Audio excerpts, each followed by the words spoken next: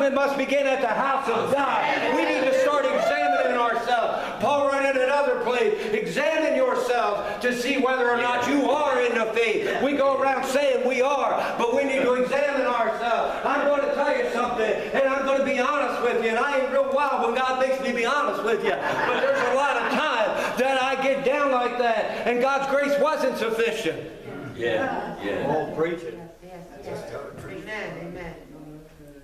Now let me clarify that, because God's grace is always sufficient. That's right. Depending upon what I do with it. Yeah. That's what matters.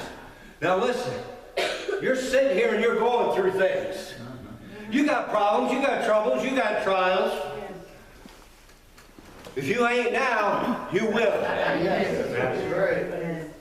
We all go through things in this life. We all have problems. We have troubles. We have sicknesses. We have financial hardship.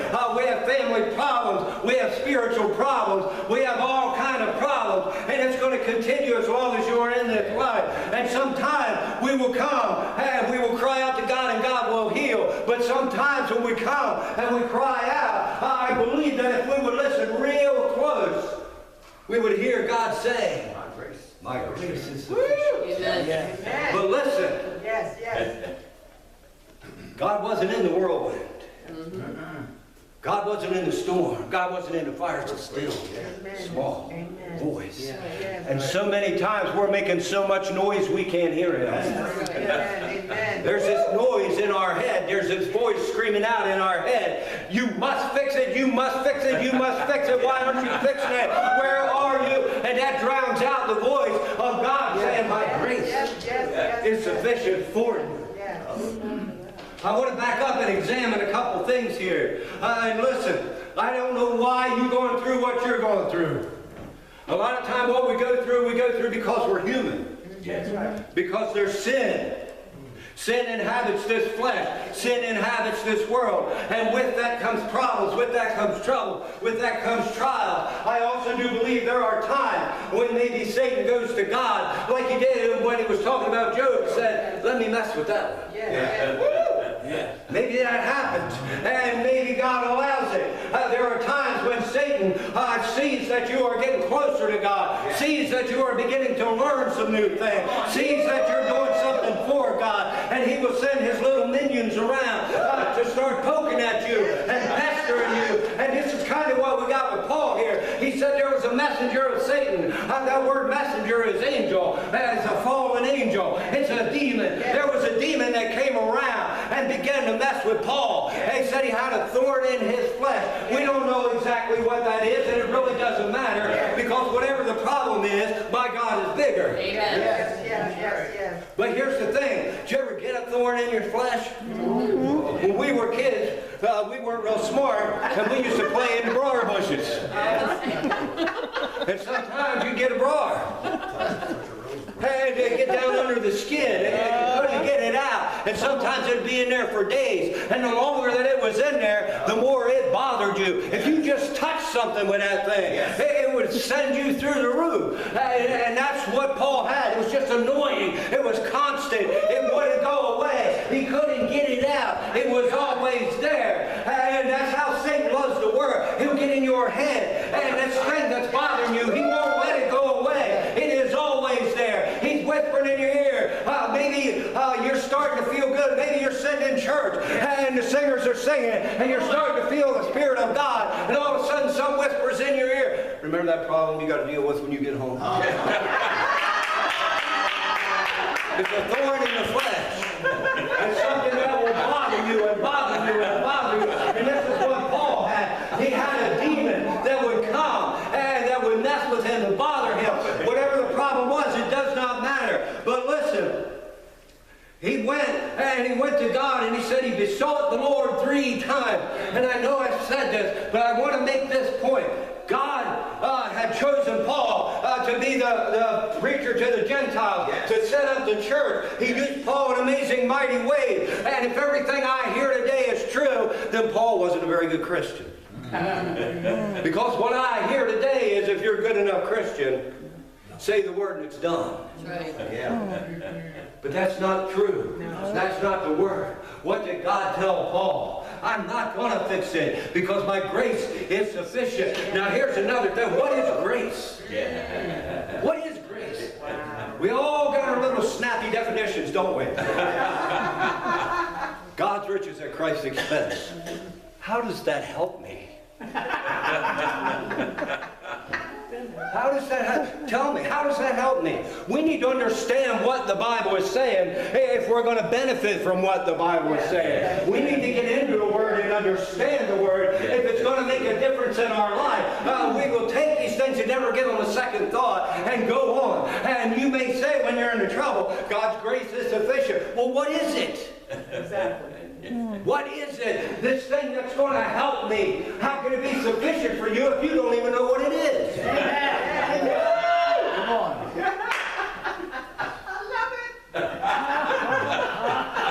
We must understand what God is saying. And for so long, the church has not understood. That's right. The church has understood what this man said. That's right. We need to understand what the Bible says. Yes. We need to understand what he is speaking. We need to take it into our hearts and apply it to our lives. So we're going to back up and we're going to look at a couple of these words here that we just read over. And some of these you may know and some of them you may not. But we need to begin to try to understand. If, like Paul, I have a thorn in my flesh. If, like Paul, I am being buffeted, whether it be with disease, whether it be with financial problems, family problems, it doesn't matter what it is. If I am being buffeted, the same answer holds true for me as it did for Paul. God's grace is sufficient. Yes. This can apply to anything in your life. And just real quickly, I want to go through some of these. He said he had a messenger of Satan sent to buffet him. And what does that word buffet mean? Actually, it means to be chastised, to be punished. And in the original, straight out, no holds barred definition, it means to be punched with a fist. That's what it means. Do you ever feel like you've just been beat up? Like life is beating you up, the world is beating you up, Satan is beating you up. Well, that's what Paul was going through. He was being buffeted. It was pounding him and pounding him and pounding him, time after time after time. And this demon just kept coming back and doing that to him. And God said that my grace is sufficient. And here's the thing that I want to get. What is grace? I want you to just think, I'm going to stop for just 30 seconds or so. And I want you to think, what is grace? It's such a big word in the Christian vocabulary. It's such a big part of being a child of God. For by grace, through faith are you saved. What is grace? Savior. It's the divine influence of God on your heart, on your spirit, and on your soul. So what is God saying to Paul here? When that demon comes around and starts pounding on you, the divine influence I have on your heart, the divine influence I have on your spirit, the divine influence I have on your soul is enough to get you through. That's what he's saying. Is God's grace sufficient for you? Is it enough? God's grace is always enough. Well, listen. I can be sent away to a desert island and they're going to leave me there for a year. And they give me a year's worth of food. That's sufficient to get me through. Unless I don't need it. Do you understand what I'm saying? There was a show, I don't know if it's still on or not, I kind of got into it called Alone. But they'd send these people out alone. And they had to get their own food and everything like this, and they would come and check on them every so often to make sure they were still physically able to keep going. There was this one guy who caught all kind of fish, and he had all these fish dried hanging on racks. But when they come to check on him, he was starving to death. And all these fish are hanging on the racks. He had sufficient to do him, but he didn't partake of it. His reason was, he wanted to make sure he had enough later. My. My God is here. And my God is there. Yes, Yeah. exactly. He's everything I need now. I can't use up all this supply I have. Yes, yes. There'll be as much later. Yes, yes. It is the divine influence on your heart, on your spirit, and on your soul that will enable you to handle anything. Yes, And yes. listen, this is crucial to understand, and we really got to get a hold of that. For most of us, it is the fleshly influence that causes us problems. Yes. It is the flesh that we listen to. It is the flesh that we follow. It is the flesh that allows these things to beat us down and defeat us and rob victory from us. We must rely on the influence of God. But I'm going to tell you something. We can't rely on the influence of God unless we are willing to be close enough to God and trust God enough and believe God enough and get this other stuff out of our head. I'll go back to what I said. We've been told for so long, we have come to believe that if I say it and God don't answer it, I must be a bad Christian. Amen, amen. We have come to believe that. We have come to accept that.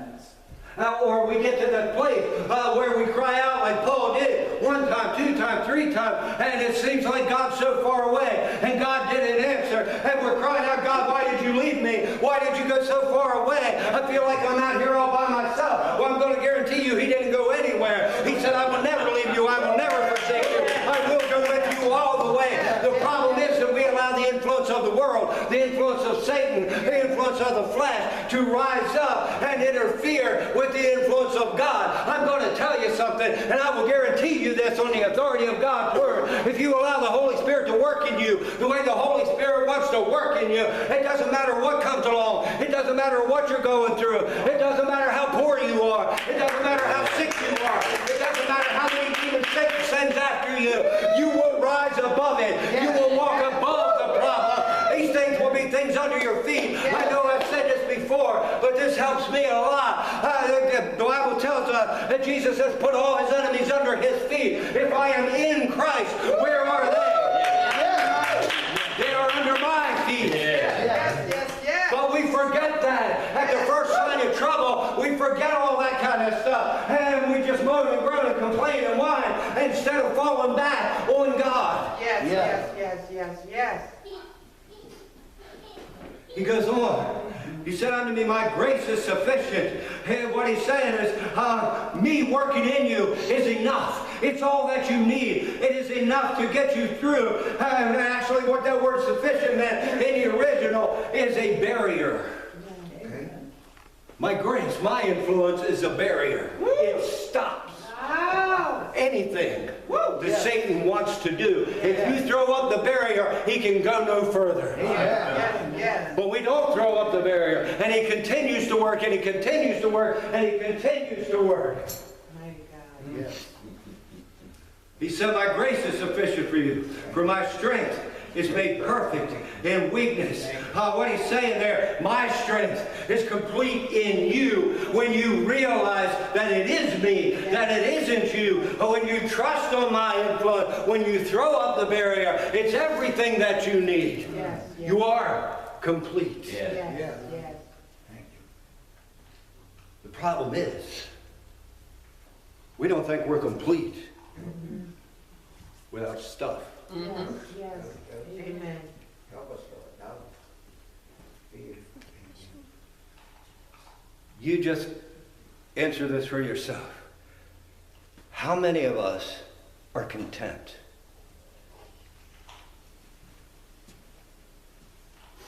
How many of us are content?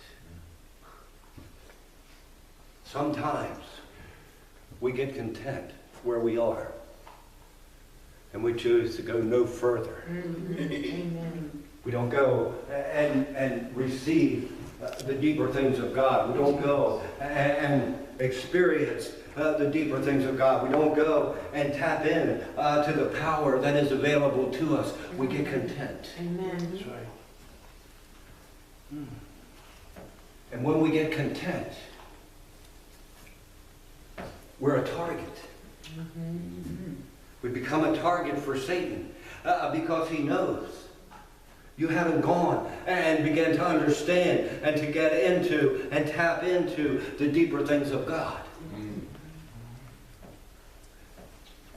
He says, my grace is sufficient for thee. My strength is made perfect in weakness. We have to realize and understand. When you are controlled by the flesh, when you are controlled by wanting this and wanting that, you're extremely weak. Mm-hmm. And you know, we say, even in the good times, when it seems like things are going well, most of the time there's always something. Well, if I could just have that. Mm-hmm. Amen. Well, if I could just do that. We're never quite satisfied where we are. And I'm going to tell you something. You can accumulate everything you want to accumulate, get all you want to get, do all you want to do. Whatever it is that your flesh and your mind tell you that you want and want to accomplish, you could do it all. But I'm going to tell you something, that will never be sufficient until the grace of God is sufficient. You'll never be satisfied. You'll never stop wanting. You'll never stop reaching. You'll never stop desiring. You'll never stop lusting after until the grace of God is enough.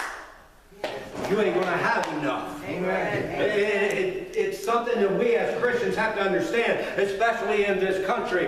We have got to a point where we are, you know what the blessings of God mean in this country? Stuff. That's what it means. That's exactly what it is. That's what they're preaching from the pulpit. That's what's been going on out there. Unless you got stuff, you ain't a good Christian. Unless you got stuff, you ain't blessed. Unless you got stuff, you did something wrong. I'm going to tell you something. If that all this stuff that's being going on that is true, then Paul and Peter and James and John and all them should have been the wealthiest men that ever walked the face of the earth. Amen. Right. Yeah. Materialism.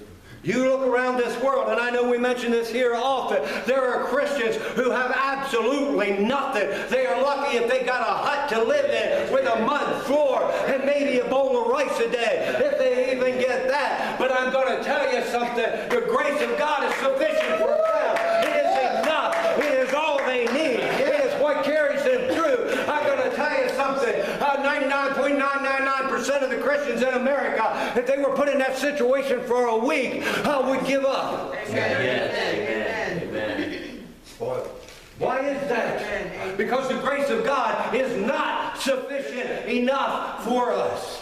Because we have yet to understand the grace of God. We have yet to understand the influence that God can have on a person's way of looking, thinking, seeing. We have been raised in a society that teaches and preaches that you must attain, you must get stuff, you must get a name, you must just struggle and work your whole life in order to reach the top of your profession or whatever else it is. And that has been ingrained in us, and it's been ingrained in the church. I'm going to tell you something that you need to shoot for. You need to press toward the mark of the prize of the high calling of Jesus Christ. That is the only thing you need to go after.